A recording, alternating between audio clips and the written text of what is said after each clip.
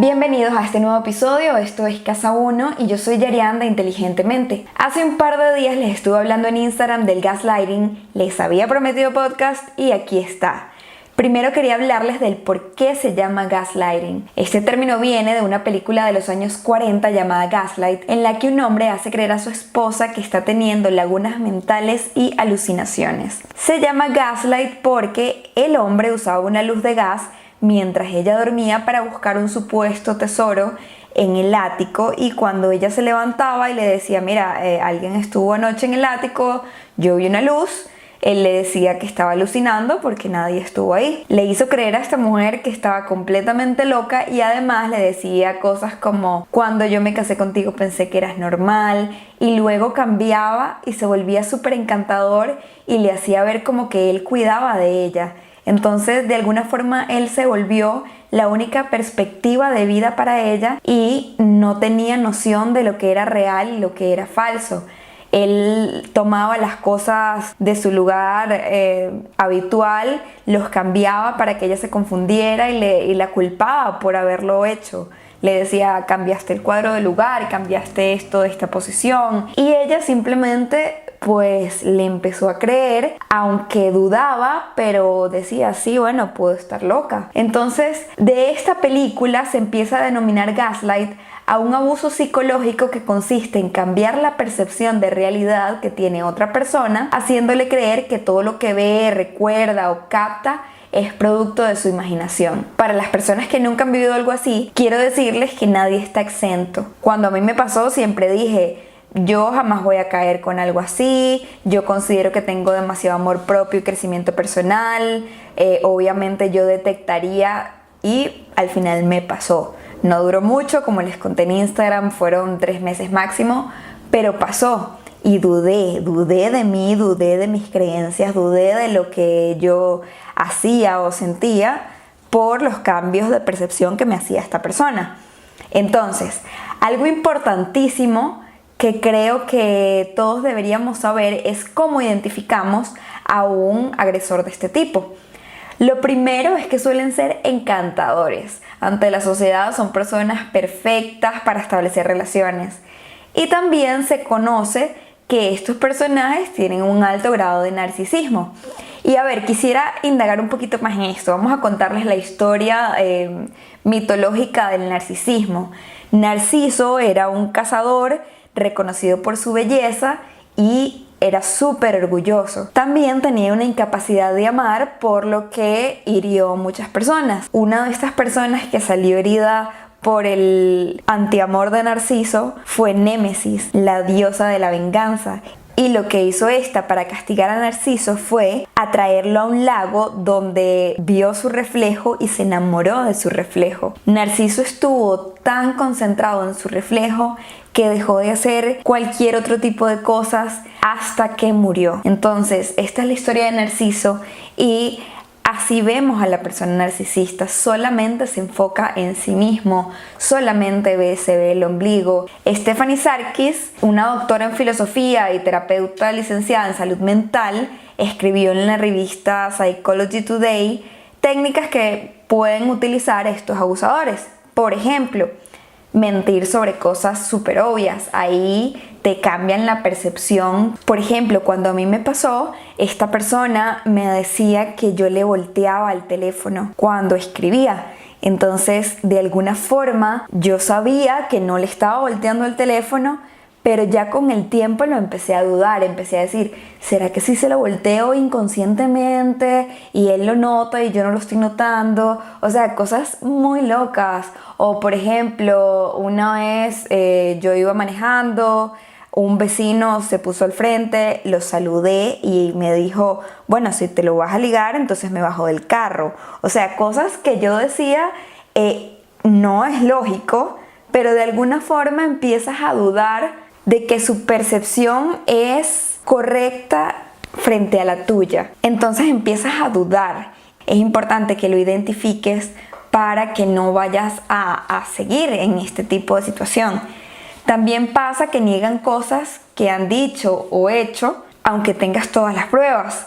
Yo le decía a él, por ejemplo, tú eres extremadamente celoso, o sea, literal eres un celópata y tengo estas y estas pruebas, y siempre decía, no, eso no es así. Justificaba sus acciones para que eso no fuese negativo. Esas personas son encantadoras y de alguna manera tratan de hacerte ver que tú eres su mundo. Por ejemplo, en mi caso, él me pintaba un mundo color de rosa, donde él era demasiado estable, yo era la mujer con la que él se quería casar, tener hijos, y habían pasado que sí, no sé, 1 mes, 2 meses, era una locura. Pero empiezan a distorsionar tu percepción de la realidad cuando empiezan a hacerte este tipo de comentarios positivos. Intentan poner a los demás en contra tuya, incluso aunque el otro no se dé cuenta. Recuerdo una vez que fuimos a desayunar con mi mejor amiga y él me dice cuando terminamos de comer: hasta tu amiga se dio cuenta que tú tuviste cierta conducta inapropiada en X situación. Y yo, ¿en serio? Uy, qué raro. Sí, y él me decía, sí, nos vimos a los ojos como que sabíamos lo que estaba sucediendo. Y cuando yo hablé con mi amiga fue como, no entiendo. O sea, qué cosa más ilógica. O sea, no tenía nada de sentido. También carecen de empatía o una falta de humanidad, no entienden los sentimientos ajenos. Y, por ejemplo, en mi caso me decía, no, es que eres muy sensible, es que tú exageras. Entonces empezaba a disminuir mis emociones o lo que yo sentía para tratar de contrarrestar o compensar sus acciones. Y claramente yo estaba muy consciente de lo que estaba pasando y sabía que era real, aunque a veces me hacía dudar de ciertas cosas, pues dentro de todo siempre estuve consciente que él era un agresor. Además, me ayudó mucho tener amigas que me hacían ver la locura que estaba pasando. Entonces era algo muy obvio, pero que a veces cuesta identificar por esos buenos tratos que también te dan. Son como premios para que no recuerdes lo que también pasa. También la doctora Robin Stern distingue 3 etapas dentro del proceso del gaslighting. La primera es la desconfianza, que aquí es cuando la víctima todavía está consciente de su propio criterio y le gustaría tener aprobación por parte del abusador, pero no se siente desesperada todavía por ello. Luego viene la etapa de defensa, que es una fase que se caracteriza por la necesidad que siente la víctima de defenderse y busca pruebas de manera compulsiva para demostrar que el agresor se equivoca con las culpas que le echa, y empieza a sentir desesperación por la aprobación de este agresor. Y luego viene la depresión, que ya es cuando el autoestima está por el piso, cuando ya empieza a creer que el manipulador tiene razón y empieza a actuar de la forma en que el manipulador quiere que actúe. Ellos también se alteran un poco cuando esto deja de pasar, cuando ya no estás haciendo lo que ellos quieren. Empieza ahí un asunto de desesperación por parte de ellos. Yo recuerdo en el momento en que le terminé, me llegó a decir cosas como: nadie te va a querer más que yo, seguramente vas a tener una relación pésima. O sea, como que él me hacía pintar una historia de que no iba a estar mejor que como estaba con él. Entonces era súper complicado. Y yo en ese momento le terminé y me fui, y ya luego empezó su desesperación. Me decía cosas como: seguro me terminaste un viernes porque vas a salir de fiesta. Unas cosas locas.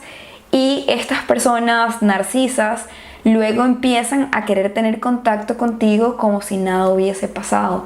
Y esto, para las personas que sí lograron llegar a tener un vínculo muy fuerte, hace que se le dificulte demasiado separarse de esa relación. Por ejemplo, en este momento, esa persona me sigue inteligentemente y me pregunta de astrología y me habla como si todo estuviese normal o como si él no hubiese sido un agresor. O sea, es súper extraño ese tipo de comportamiento, pero está. Entonces, ahora vamos a avanzar a cómo reconocer si estás sufriendo gaslighting. Hay bastantes indicadores que puedes empezar a ver. Por ejemplo, es importante observar si estás cuestionándote tus acciones por el hecho de qué es lo que va a pensar el otro. También te puedes preguntar si eres muy sensible varias veces al día, como que tienes una confusión a menudo de cómo es la forma en la que actúas. Puedes sentir mucha confusión en muchas horas del día, probablemente estés pidiendo disculpas constantemente, te preguntas si eres lo suficientemente bueno como ya sea como pareja, hija, amiga. Empiezas a reconocer que hay algo mal pero no puedes expresarlo. También empiezas a ocultar información a tus amigas y familia para que no tengas que dar excusas de por qué sigues con esta persona. Tienes problemas a la hora de tomar decisiones simples.